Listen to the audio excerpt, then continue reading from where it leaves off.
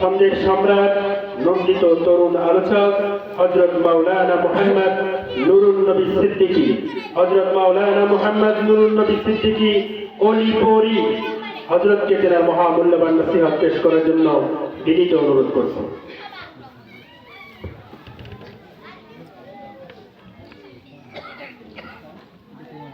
সকলকে সালাম, আসসালামু আলাইকুম ওয়া রাহমাতুল্লাহ।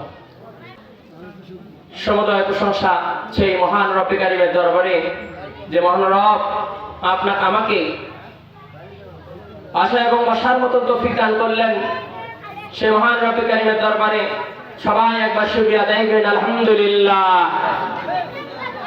সে মানবতার মুক্তির দূত সাইয়্যিদুল মুরসালিন ফাতামান নবীন, নবীদের নবী, শ্রেষ্ঠ নবী জনাবে মুহাম্মদুর রাসূলুল্লাহ, সকলেই বলি সাল্লাল্লাহু আলাইহি ওয়াসাল্লাম। জানতে চাইতেছি আপনারা সকলেই কেমন আছেন? আজকে সমাজের মধ্যে এক শ্রেণীর মানুষ আছে, তাদের কাছে কোরআন ভালো লাগে না, কথা বলে ঠিক না বেঠি? আজকে যদি খালি মমতা দাস এই স্টুডেন্টের মধ্যে, এই এলাকার মধ্যে এতক্ষণ মানুষরা হাট বাজার বাদ দিয়ে স্টেজের মধ্যে বসে যেতে, কথা বলে ঠিক না বেঠি? কিন্তু ভালো লাগে না, আল্লাহর কোরআন ভালো লাগে না, কপাল পোড়া। এই কোরআন এক শ্রেণীর মুসলমানরা কোরআন শুনলেই গা জ্বালা পোড়া করে, কোরআনের কথা শুনলেই মাথা ব্যথা, অথচ এই কোরআন কাফেররা পর্যন্ত শুনেছিল, কথা বলেন ঠিক না বেঠি? এই কোরআনকে কাফেররা কতটুকু মহব্বত করেছিল, এই কোরআনকে কতটুকু কাফেররা ভালোবেসেছিল। আমার বন্ধুগণ, নবীজির কাছে যখন কোরআন নাজিল হয়ে যেত, সমস্ত কাফেররা মসজিদে নববীর কাছে এসে কোরআনে কারীম শোনার জন্য সারা রাত তারা দাঁড়ে দাঁড়িয়ে ছিল। জোরে বলেন সুবহানাল্লাহ। আমার ভাইয়েরা, কোরআন কি? এ কোরআন শোনার জন্য আবু জেহেল, আবু লাহাব, উতবা, শাইবা, ওয়ালিদ ইবনে মুগীরা সারা রাত জেগে জেগে মসজিদে নববীর ভিতরে কর্নারে দাঁড়ায়া দাঁড়ায়া কোরআন শুনেছিল। জোরে বলেন সুবহানাল্লাহ। আমার ভাইয়েরা, এই আবু জেহেল, আবু লাহাব, উতবা, শাইবা এরা কোরআন শুনেছিল দাঁড়ায়া দাঁড়ায়া। ফজরের আযান যখন হয়ে যায়, ঠিক ফজরের পূর্ব মুহূর্ত সময় আগে উতবা দৌড় দেয়, শাইবা দৌড় দেয়, ওয়ালিদ ইবনে মুগীরা দৌড় দেয়, আবু জেহেল দৌড় দেয়, আবু লাহাব দৌড় দেয়। কিন্তু কি মজার ইতিহাস, যখন তারা দৌড় দেয়, আবু জেহেল আবু লাহাবের সাথে ধাক্কা, উতবা শাইবার সঙ্গে ধাক্কা। আবু জেহেল বলে, নেতা আপনি কেন? উতবা বলে, শাইবা আপনি কেন? একে অপরে কাফেরকে বলে, নেতা গো মাফ করবেন, যখন কোরআন নাজিল হয়ে যায় বিছানার মধ্যে আর গা পিঠ লাগাইয়া থাকতে পারি না। জোরে বলেন সুবহানাল্লাহ। এইভাবে একদিন, দুই দিন, তিন দিন এইভাবে তারা কোরআন শুনেছিল। কিন্তু আমার ভাইয়েরা, আজকে আমরা মুসলমানের সন্তান হয়ে কোরআন শুনতে পারি না। কোরআনের কথা শুনলে জ্বালা পোড়া, বোঝা গেল এটা মুসলমান নয়, এটা মানুষ রূপী শয়তান। কথা বলেন ঠিক না বেঠি? যারা মাদ্রাসার কথা শুনলে গা জ্বালা পোড়া করে, মাদ্রাসার কালেকশন চাইলে জ্বালা পোড়া করে, বুঝতে হবে এটা মুসলমান নয়, এটার শরীরের মধ্যে আবু জেহেলের রক্ত মিশ্রণ আছে। কথা বলেন ঠিক না বেঠি?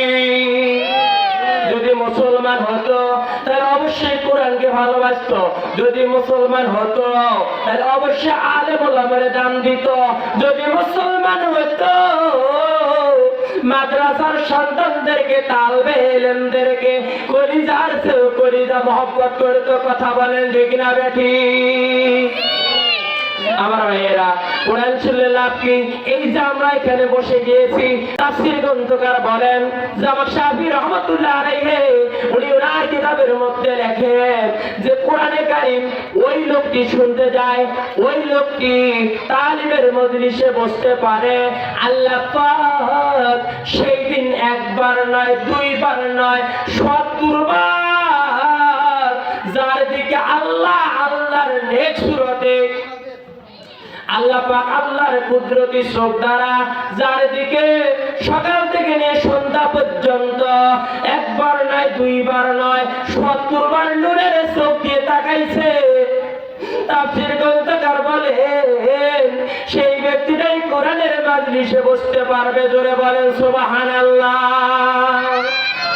আমার ভাইয়েরা, এই মজলিসে বসতে পারলে লাভ কি? আমার রাসূল বলে, তিরমিজি শরীফের হাদিস, এই মজলিসে বসার সঙ্গে সঙ্গে আমার আল্লাহ জীবনের সমস্ত গুনাহ মাফ করে দেন। জোরে বলেন সুবহানাল্লাহ। আমার ভাইয়েরা, আমরা যারা এখানে বসতে পেরেছি, আমাদের এই সময়ের ভিতরে, এই মুহূর্তে আমাদের কারো গুনাহ নাই, আমরা বেগানা মাসুম। জোরে বলেন সুবহানাল্লাহ। আমার ভাইয়েরা, এটাকে বোঝানোর জন্য একটি উদাহরণ দিচ্ছি।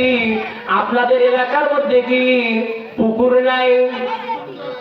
আরে কথা কয় না কেন? পাগার এই দিঘি, এই দিঘিতে বিশাল বড় একটা দিঘি। আপনারা বলেন এই সময় কি শেখা সম্ভব সেউটি দ্বারা? না, এটা সম্ভব না। এটা কি দিয়ে ছেঁকতে হয়? মেশিন দিয়ে, যেটা দেয় মেশিন, মাডার। এই মাডার দিয়ে থাকার পরে যখন মালিক, যখন দিঘিওয়ালা যখন মাছ মারে, আচ্ছা বলেন মাছ যখন মারে ওই সময় কি এলাকার সন্তানগুলো, ছোট ছোট যুবকগুলো, তারা কি মাছ মারতে নামে না? অবশ্যই নামে। দিঘিওয়ালা তখন কি করে? কাদো দিয়ে ঢেল দেয়। এমনও সন্তান আছে তেল দিয়ে আবার নামে, আছে না নেই? এমনও সন্তান আছে দিঘির চতুর্পাশে দিয়ে ঘোরে, ঠিক না বেঠিক? এবারে ডিগিওয়ালা যখন মাছ মারলো, মাছ মারা যখন শেষ হওয়ার পরে সন্তানগুলো যখন আবার ডিগির মধ্যে নেমে যায়, নামানোর পরে কাদাগুলো ঘটলাঘুটলি করে, চিরনি অভিযান চালানোর পরে কাদার নিচের মধ্যে যে মাছগুলো আছে এগুলো পর্যন্ত তারা ধরে। ধরার পরে এমনও সন্তান আছে, একজন সন্তান আর একজন কাকে কি দেয়? মই দেয়, আছে না নাই? ওই সময়, রোদের সময়, ওই সন্তান মাছ মারার পরে শুধুমাত্র চোখ দুখনে বাদ দিয়া সারা গায়ে কাঁদো, আর গা যখন শুকে যায় ওই সন্তানকে অভুক্ত ভূতের মতন দেখা যায়। কথা বলেন ঠিক না বেঠিক? ভূতের মতো দেখা যায়, সাদা হকপকা, ঠিক না বেঠিক?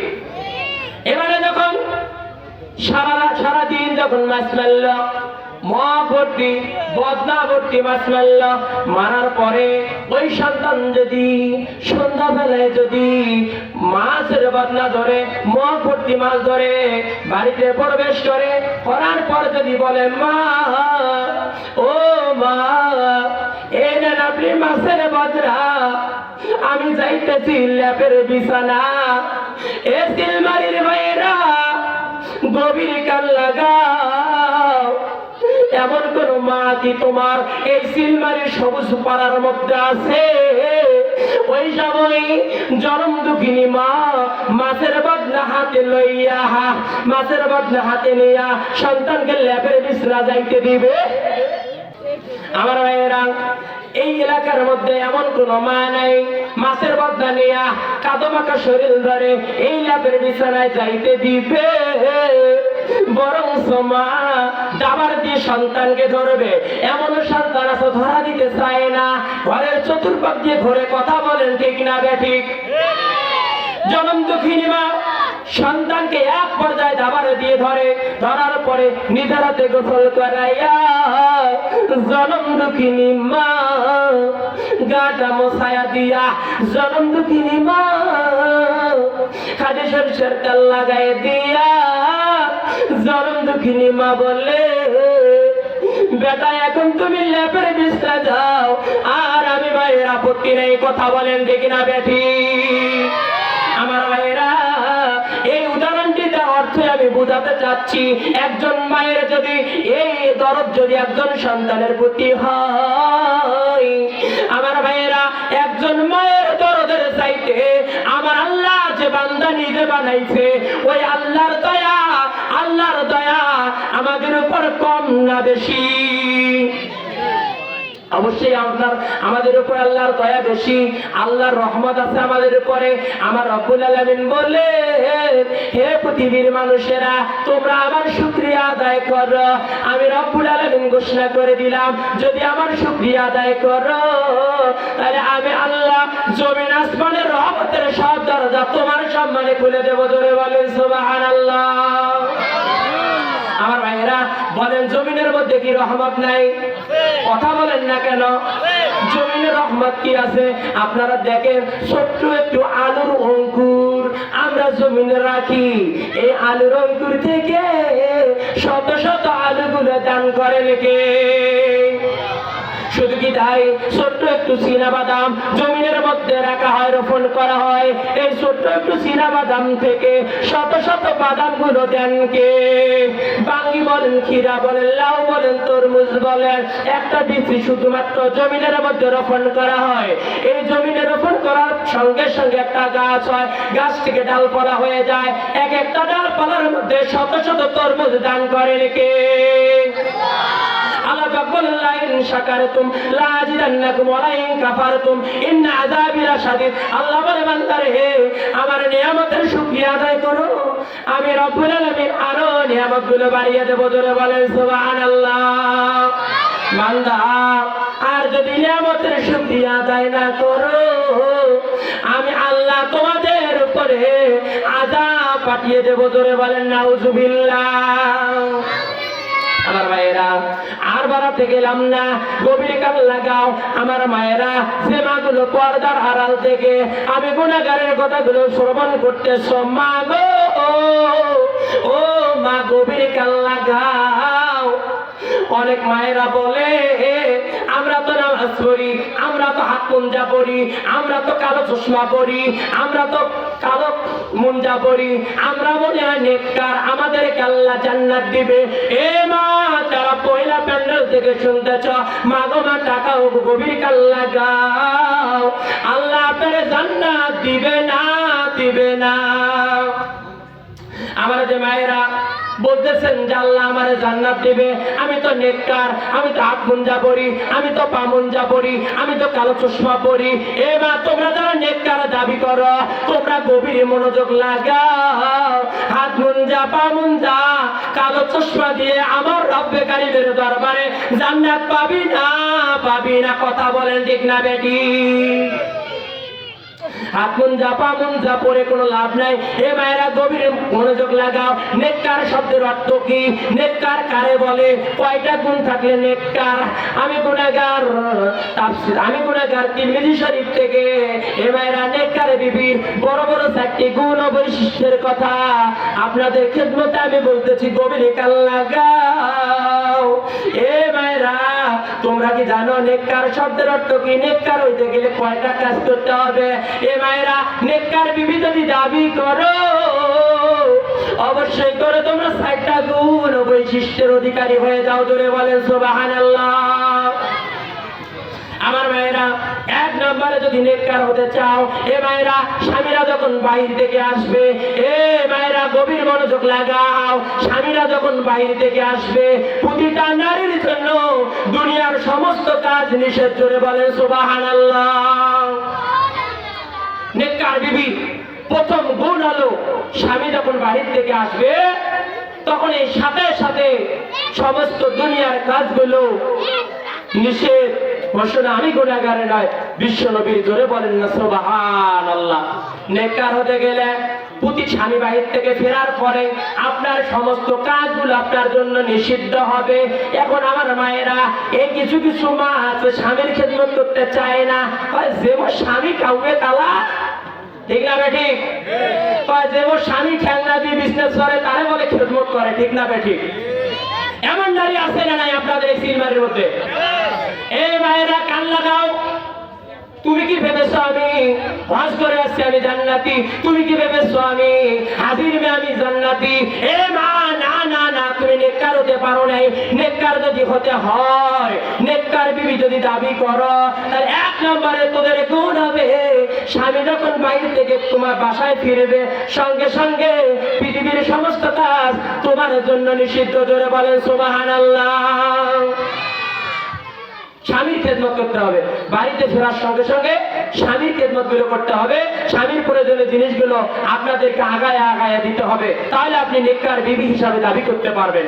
এই যে শীতের দিন আসছে, আমার মাদের জন্য এই কথাগুলো বলে যাচ্ছি, এই যে শীতের দিন আসছে, অধিকাংশ মাগুলো স্বামীর খেদমতের জন্য নাখোশ। কথা বলেন ঠিক না বেঠিক? স্বামী ব্যবসা করে বাড়িতে ফিরবে, আজ ডাকবে, এ রাকিবুলের মাও, ওই উঠবেন না, খাতার গাছের তল থেকে মানে ওই ওই ব্যবসা করে আসে। ঠিক না বেঠিক? আসি ডাক দিয়ে বলবে, এ হাফসার মাও, উঠবেন না, মানে ওই ব্যবসা করে আসে, ওই মনে রিক্সা চলাইলো, ওই মনে ভ্যান চলে আসলো। ঠিক না বেঠিক? উঠবেন নাই, ওই পাক দিয়ে ঘুরিয়ে এসো। স্বামী বেসরা মনের দুঃখ মনে লইয়া এবারে ফিরলো, ফেরার পরে ভিতরে প্রবেশ করলো, করার পরে কয় ভাত কাটে, কয় টেবিলের উপরে, ওঠে না, বোঝেন আমার কথা, ওঠে না, কয় টেবিলের উপরে, কয় পানি, একেবারে উইয়ের সাথে। ঠিক না বেঠিক? এমন বেয়াদব সিল মারি আছে না নাই? উঠতে চায় না। এক পর্যায়ে স্বামী বেসরা নিজে নিয়ে খাইলো, মাউরে নিশোয়ার মতন। ঠিক না বেঠিক? আরে ভাত মরা মানুষের মতন টট্টলা আয়া থাকে। ঠিক না বেঠিক? বেগুনের ভর্তা, আলুর ভর্তা, আরে ভালো কিছু নাই। ভাতটা যদি গরম রাখতে চায়, তবু একটা গ্যাসের তরফ রাখলেও তো গরম থাকে। ঠিক না বেঠিক? স্বামী বেসরা ঢোকার পরে একে মাকি সাকি 2-4 লোকমা খাইছে। খাওয়ার পরে স্বামী বেসরা ব্যবসা করে গেছে, খরিদ্দারের সাথে একটু মানে একটু খট্টাখট্টি হয়ে গেছে। এবারে খাওয়ার পরে সুবেরি খাইছে, সুবেরি ওই একেবারে উইয়ের সাথে। এবার নিল, নেওয়ার পরে স্বামী বেসরা সুবেরি খাইলো, কিছু কিছু বুয়ে তো মাথা ধরা থাকে। ঠিক না বেঠিক? এক গাবল চুন, এক গাবল জর্দা খাওয়ার পরে যখন মাথা ধরেছে, ধরার পরে এ পেন্টিকেল পড়ে রে, যেই কাছে পেন্টিকেল পড়ে উমা করে রাখছো মা। ঠিক না বেঠিক? পেন্ডি খাই না ভয় করে, যেই করছে পেন্ডি প্যাস ফেলে দিয়ে দাঁড়ে বলে না, আমি কখন শোনা। ঠিক না বেঠিক? আমার ভাইয়েরা, স্বামীর খেদমত ছাড়া কোন নারী জান্নাতে যাইতে পারবে না। কথা বলেন ঠিক না বেঠিক? আমার ভাইয়েরা, তুমি কোন এমপির মেয়ে, তুমি কোন ম্যাজিস্ট্রেটের মেয়ে, আমার নবীর মেয়ে, তিনি আলীর খেদমত করেছে। কথা বলেন ঠিক না বেঠিক? আলীর খেদমত করে জান্নাত পেয়েছে। কথা বলেন ঠিক না বেঠিক? আমার ভাইয়েরা, তুমি কোন এমপি, তুমি কোন মন্ত্রীর মেয়ে, তুমি কোন ম্যাজিস্ট্রেটের মেয়ে, তুমি কি জানো তুমি কোন সম্পদওয়ালার মেয়ে? তুমি কি জানো হযরতে খাদিজা স্বামীকে কতটুকু ভক্তি করেছিল? সমস্ত সম্পদ স্বামীর জন্য বিলিয়ে দিয়েছিল। আমার ভাইয়েরা, আমি বলতে চাই, এক নম্বরে স্বামী বাহির থেকে আসার পরে তোমরা খেদমত, সমস্ত খেদমত স্বামীর জন্য করবেন, দুনিয়া বিকাশগুলো বাদ দেবেন। 2 নম্বরে আমার মায়েরা, স্বামী যেটা পছন্দ করবে সেটাকে সেটা যদি জায়েজ হয়, সেটা অবশ্যই আপনাকে জায়েজ পন্থায় মেনে নিতে হবে। কথা বলেন ঠিক না বেঠিক?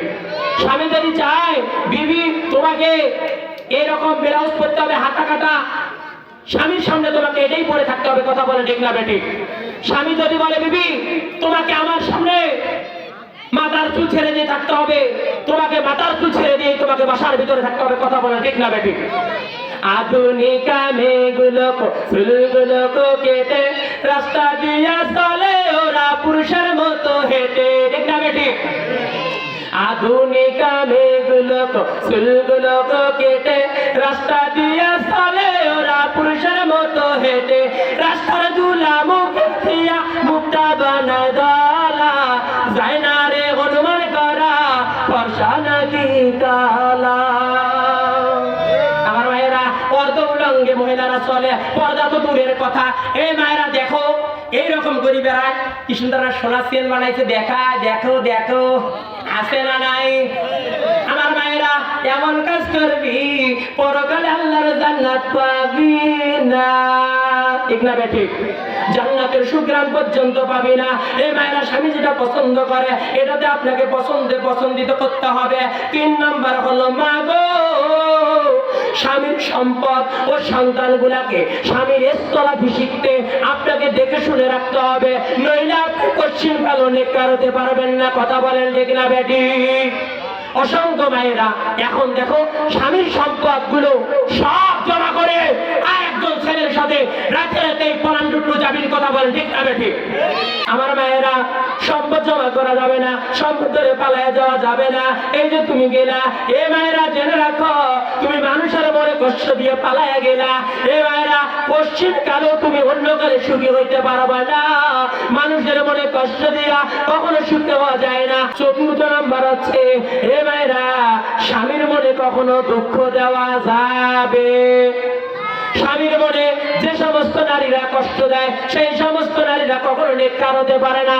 এ মা তুমি কি জানো তুমি বাবার বাড়ি থেকে কোনো জিনিস আনলে বড় বড় কথা বলো? এই মায়েরা তুমি কি জানো আসিয়া ফেরাউনের ঘর থেকে জান্নাত পেয়েছে? তুমি কি জানো আসিয়ার বাবা কতটুকু ধনী ছিল? ফেরাউন তাফসীর গ্রন্থকার বলেন ফেরাউনকে আসিয়ার বাবা দিনতে 20 বার করে করে নিতে পারবে। জোরে কন্যা সুবহানাল্লাহ। আসিয়ার বাবা এতটুকু ধনী থাকা সত্ত্বেও আসিয়া কোনদিন স্বামীরে তুই কথা বলে নাই। কথা কোন ঠিক না বেটি? তুই কথা বলে নাই, বরঞ্চ আসিয়া বলেছে আমার স্বামী আল্লাহকে না মানার কারণে আমি তাকে ঘৃণা করি আর আমি তাকে স্বামী হিসাবে ভালোবাসি। কন্যা সুবহানাল্লাহ। আমার ভাইয়েরা এই ফেরাউন আসিয়াকে মাথায় ব্রেক মারছে, 2 হাতে ব্রেক মারছে, গরম তেল এনে মাথার মধ্যে ঢেলে দেয় আর বলে মুসার কালিমা ছাড়ো। আসিয়া বলেছে ফেরাউন রে, যে আল্লাহকে অন্তরে একবার ঠাই দিয়েছি জীবন চলে গেল, আমি আল্লাহকে ভুলবো না, এই আল্লাহর কালিমা ছাড়বো না। কথা বলেন ঠিক না বেঠিক? আমার ভাইয়েরা আপনারা অল্প একটু যদি খানায় কম হয়ে যায়, অল্প একটু যদি পোশাকে কম হয়ে যায়, তোমরা স্বামীর এখানে তোমরা আসে বলো যে তোমার এইখানে আসে আমার জীবন ধ্বংস। কথা কোন ঠিক না বেঠিক? এই নারীরা এদেরকে হাজারো পড়াইলে, এদেরকে হাজারে খাওয়াইলেও এদের মন পাওয়া যাবে না। কথা বলে ঠিক না বেঠিক? কিন্তু যারা নেককার বিবি তারা স্বামীর অল্প জিনিসের মধ্যেই তারা তৃপ্তি পায়। কথা কোন ঠিক না বেঠিক? করিও 2 নাম্বার স্বামীর পছন্দের জিনিসকে পছন্দ করিও। 3 নম্বরে আমার স্বামীর সম্পৃক্ত সন্তানকে দ্বীন ইসলাম কোরআনের রাস্তায় দেখার চালানোর জন্য চেষ্টা করিও। 4 নম্বর স্বামীর মনে কষ্ট দিও না। এই 4টা গুণ যদি তোমার ভিতরে থাকে, আমার নবী তিরমিজির ভিতরে বলেছে হে নারী তুমি মরার পরেই তুমি জান্নাতুল ফেরদাউসের মেহমান। জোরে কন্যা সুবহানাল্লাহ। ওয়া মা আলাইনা ইল্লাল বালা। আমি আমার সংক্ষিপ্ত আলোচনা এখানে সমাপ্তি ঘোষণা করে সবার সুস্বাস্থ্য কামনা করে দীর্ঘায়ু কামনা করে আমি সালাম আবারও দিচ্ছি। সকলেই জবাব দিবেন। আসসালামু আলাইকুম ওয়া রাহমাতুল্লাহ।